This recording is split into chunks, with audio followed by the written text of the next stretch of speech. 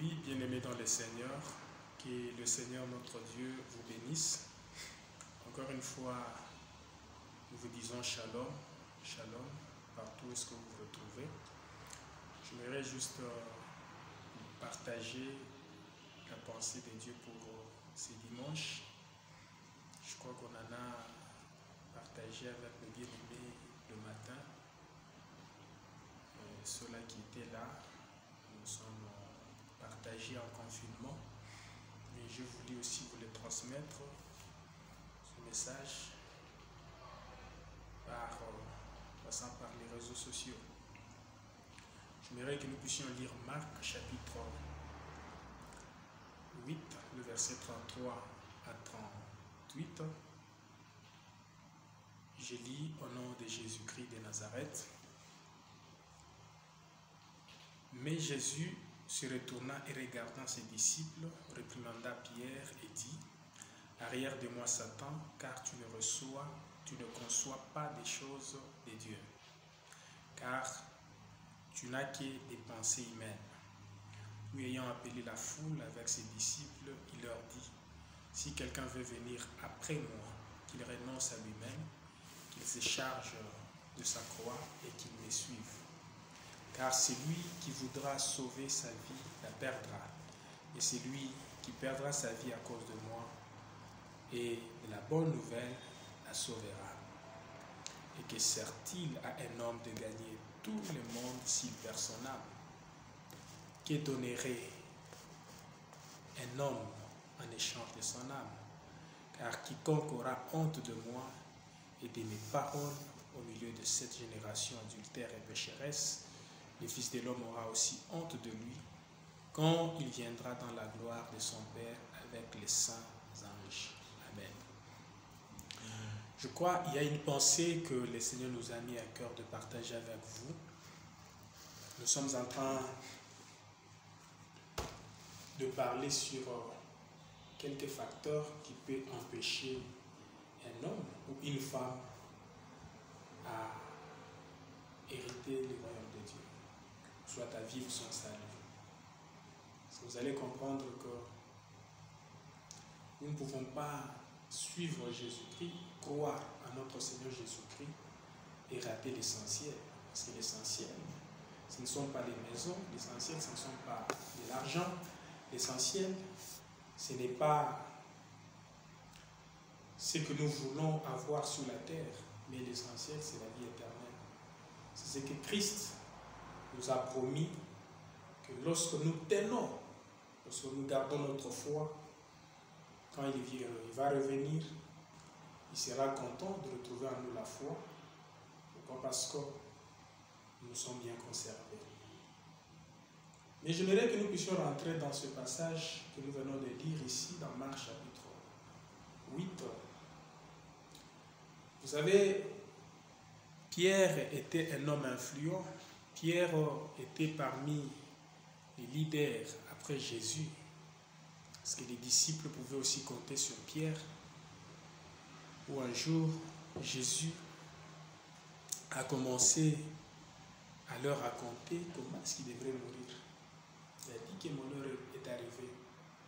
Mais Pierre, avec la pensée humaine, avec la pensée qui ne venait pas de Dieu, il croyait qu'il était dans la volonté de Dieu, cependant qu'il était dans ses propres pensées, dans ses sentiments.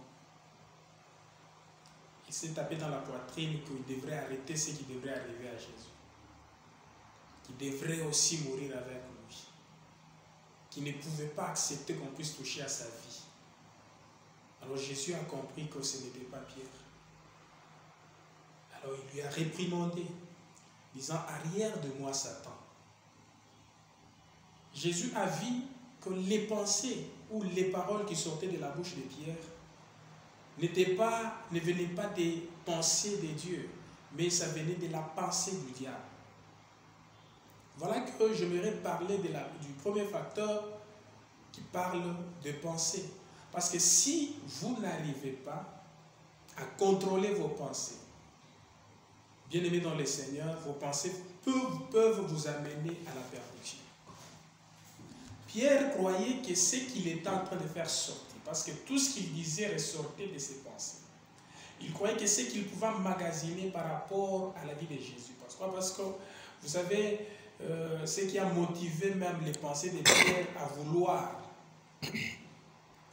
vouloir protéger Jésus, c'était les succès qu'avait Jésus.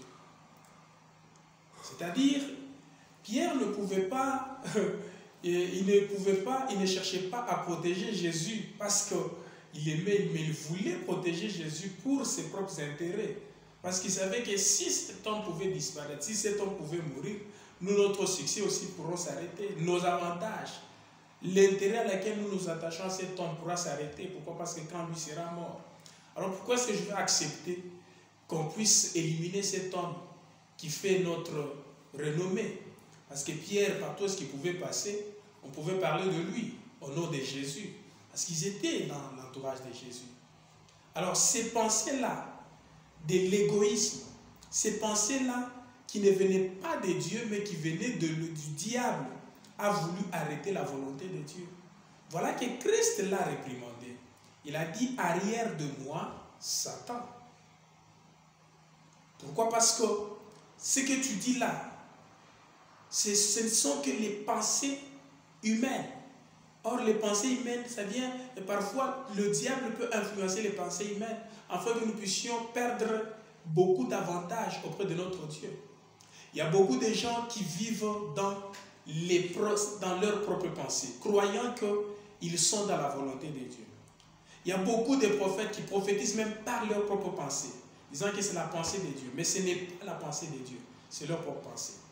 Voilà, je me souviens que je crois que c'est dans Jérémie, où la Bible est en train de dire, Dieu est en train de reprocher les faux prophètes qui prophétisent en son nom et qui disent que c'est l'Éternel qui a dit, mais cependant que ce n'est pas Dieu qui a dit.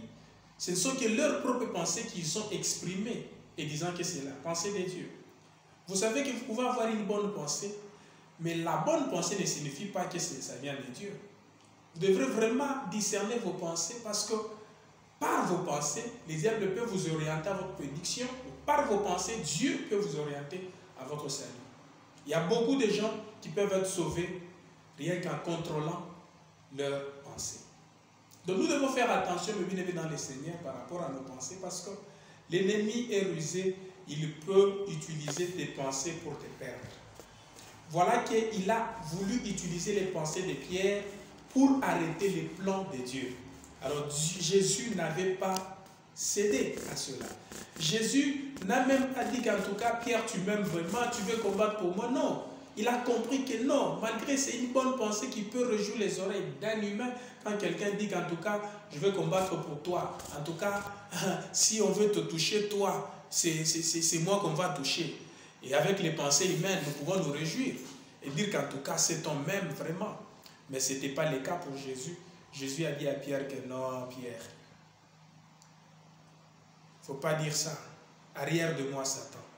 Parce que tu n'as pas le pouvoir d'arrêter les plans de Dieu. Ce n'est pas toi qui parles. C'est Satan qui parle derrière toi. Alors c'est lui que Christ a repéré. Il y a certaines réactions que nous pouvons exprimer qui ressortent de nos pensées. Et lorsque nous voyons ce qui ressort de nos pensées, qui devient un acte posé, nous allons discerner si ça vient de Dieu ou pas de Dieu. Nous devons toujours contrôler nos pensées. Parce que les pensées, vous savez, les pensées peuvent naître aussi par les sentiments. Il y a beaucoup de gens qui vivent avec leurs propres sentiments, les sentiments de la chair. Voilà ce que Pierre a exprimé. C'est-à-dire, les sentiments de sa chair a influencé ses pensées et Pierre a prononcé des paroles qui ont voulu arrêter les plans de Dieu. Le diable est très rusé. Il peut vous ruiner par vos pensées. Voilà que je suis en train de vous dire que c'est le premier facteur qui peut empêcher un homme à vivre son salut. La pensée. Donc contrôlez vos pensées. N'ayez pas des pensées impures. Ayez des pensées pures. Les pensées pures, ce sont des pensées qui se lient à la pensée de Dieu. Voilà que Dieu a dit que vos pensées ne sont pas mes pensées.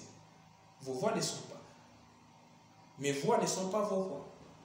Pour dire quoi? C'est-à-dire lorsque nous cherchons à lier nos pensées aux pensées de Dieu, c'est alors que nous empruntons le chemin de notre salut. Mais si nos pensées ne sont pas liées aux pensées de Dieu, nous empruntons le chemin de la perdition.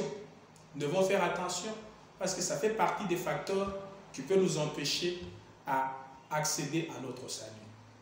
Le deuxième facteur que je suis en train de parler, c'est les renoncements. Vous savez que Jésus, en réprimandant Pierre, il les a dit encore, il les a encore approchés, il a dit renoncez à vous-même. Parce que vous savez que Jésus ne pouvait pas nous demander quelque chose, à faire quelque chose que lui n'avait pas fait. S'il a dit renoncez à vous-même, lui d'abord, en tant que Seigneur, en tant que Dieu, en tant que roi de gloire, il a renoncé à lui-même. Il a renoncé à sa gloire. Il a renoncé à sa royauté. Il a renoncé à son trône pour descendre afin de nous sauver.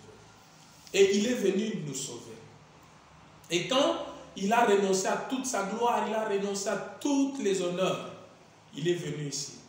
Alors, à quoi bon, toi et moi, nous pouvons refuser à renoncer à notre vie? Il y a beaucoup de gens qui ont difficile à renoncer à leur vie. Pourquoi? Parce qu'ils ont peur que si j'arrête ça, c'est fini, je suis un mourant.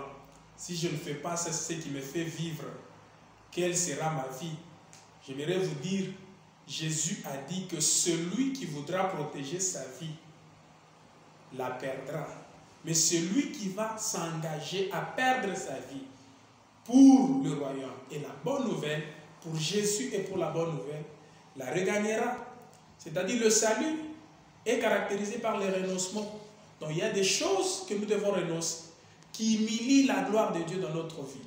Il y a des choses qui sont en train d'humilier la gloire de Dieu dans ta vie. Il y a des choses qui sont en train d'humilier la gloire de Dieu dans ton ministère. Il y a des choses qui sont en train d'humilier la gloire de Dieu dans ta maison et même dans ton travail, dont tu dois renoncer. Et quand tu renonces, je suis en train de te dire que ça fait partie d'une autre voie que tu empruntes pour ton salut.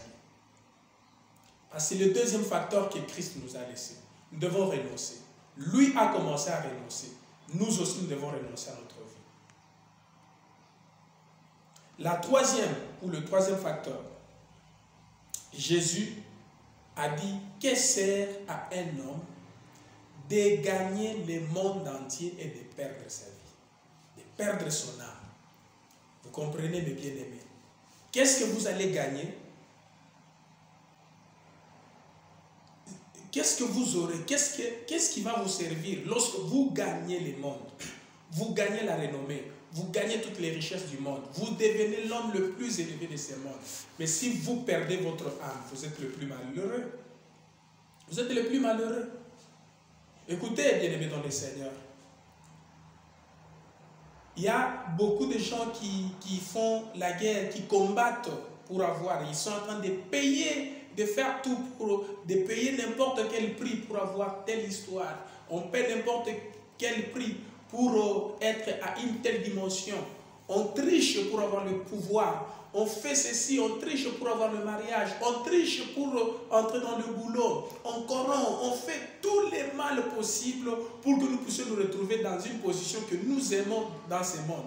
Mais tout cela, nous pouvons bien les gagner par rapport à tous les schémas que je viens d'épingler ou d'énumérer en ce moment. Vous pouvez peut-être les avoir par la corruption, vous pouvez les avoir par les mensonges, par les vols, par la tuerie. Mais à quoi ça va vous servir si vous perdez votre âme? Vous devrez penser à votre vie éternelle. Pensez à la vie que vous aurez après celle-ci que vous voyez aujourd'hui. Pensez à cette vie qui sera après celle que vous vivez aujourd'hui.